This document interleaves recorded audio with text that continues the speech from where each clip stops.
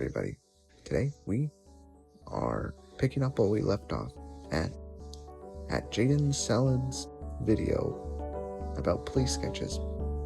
I hope you enjoyed this video, and back to the video. As you can see in Jorge's video, he was a Hawaiian rapist, but let's dig just a little deeper than that. It's at this point in my video, by the way, that some dark and more disturbing stuff is going to be talked about, so there's your final trigger warning. There's not going to be any jump scares or anything, just really messed up stuff. Anyway, here is an archived page from the Honolulu-based news website Star Bulletin. On August 26, 2005, this post would be made, accompanied by the infamous Eratus picture. The sketch released Wednesday described the suspect as 6 feet to 6 feet 3 inches tall, possibly Chinese Hawaiian, with a long, slender, clean-shaven face, and who might own a white or light-colored van. According to the article, the SA that this mysterious person had committed was the fourth attack against an elderly woman within the last 12 weeks.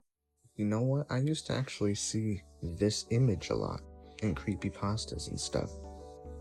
Now, we have to go back to June 5th, 2014, when the body of a missing woman called Jenny Gomez was identified. Jenny Gomez had been missing for over 2 years at the time, alongside another woman, Laura Simonson. They had both met up with a man named Steven Zelich through the internet, but were unfortunately murdered in the process. Steven was a former police officer, and for whatever twisted reason, he decided to take the lives of these two women, and then managed to dump their remains on the side of a road in suitcases. Whenever the suitcases would be found, the bodies were obviously not in good shape, because, dead people decompose, it's not a fun thing to think about.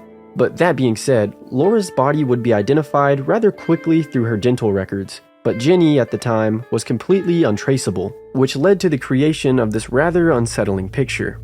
The point of this image and picture similar to this is to highlight the predominant facial features of a person's face. For instance, this picture has a heavy emphasis on the crooked teeth, thin nose, and cheekbones, and the end result is pretty uncanny. Thankfully though, this image was broadcasted on the news and shared around in different ways, and the parents of Jenny Gomez would actually come forward and confirm that this was their missing daughter, all thanks to this picture. Side by side, you can see the similarities, and it was thankfully a useful facial reconstruction. As far as the dude who absolutely sucks in this story, he's currently in prison for. I also forgot to tell you guys that I have started my own micronation. Yes, Sean. If you want to join, you can. Dates back to this article from October 27th, 2017. The article reads as follows. Police have released a composite sketch of a suspect wanted in connection to an incident where a RCMP member was shot at. The vehicle had no lights on and no license plate. After pulling over and activating the cruiser's emergency equipment, the officer was shot at by the occupant of the Cadillac, described as a thin, black male, who then fled towards Saskatoon. The officer was not injured. The rest of the article states that an investigation went underway, but the suspect was ultimately never found. That's interesting. That's an interesting haircut, actually. Look at his hair. Now tell me, that doesn't remind you of a bowl cut. More likely an extreme bowl cut. Very interesting. Police sketches in recent memory.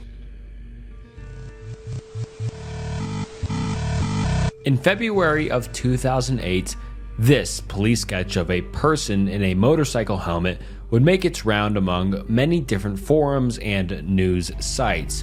The majority of sites and blogs that would post this image would be accompanied with the following text. The Royal Thai Police have released a sketch of a man suspected of stealing 200,000 baht from a government savings bank in Bangkok several weeks ago. According to a report on this Japanese language news site, this sketch is based on the recollections of eyewitnesses, who say the suspect wore a motorcycle helmet at the time of the robbery. Have you seen him? Now, what I just read is usually the only information that is given about the individual and the crime they committed.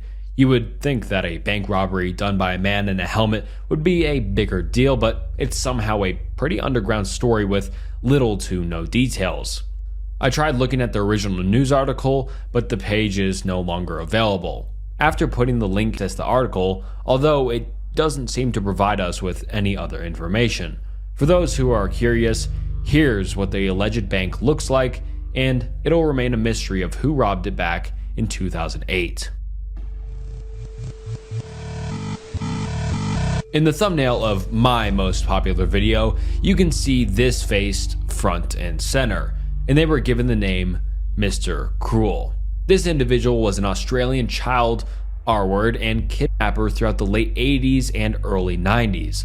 Unfortunately, this horrible person would never be caught for their crimes, as they would wear this tailored balaclava depicted in the infamous police sketch. When the hunt for Mr. Cruel first started, there was a $100,000 reward for information that would lead to his arrest. And in 2016, the reward money would even be raised to $1 million. Yet in 2024, there's still no one to be held responsible. Although, while making this video, I did come across someone on Reddit who suspects that their dad is Mr. Cruel, which is something, I guess. For a little more in-depth explanation on everything, you can watch the segment I have on Mr. Cruel in my eyes. Hello everybody, I hope you enjoyed my video. I'm sorry that I couldn't get through the whole video,